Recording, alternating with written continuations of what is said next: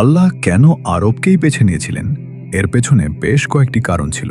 প্রথমত, আরবের ওপর রোমান বা পারস্য সাম্রাজ্যের কোনো নিয়ন্ত্রণ ছিল না, তাই নবী সাল্লাল্লাহু আলাইহি সাল্লাম নির্ভয়ে মানুষদের দ্বীনের দাওয়াত দিতে পারতেন এবং কোনো রাষ্ট্রশক্তির ভয় ছিল না।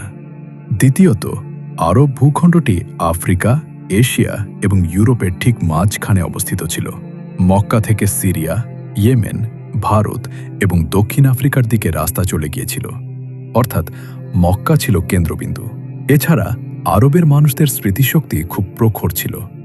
তারা দীর্ঘ কবিতা সহজেই মুখস্থ রাখতে পারত, তাই তারা কোরআনকে খুব ভালোভাবে স্মৃতিতে ধারণ করতে পারত।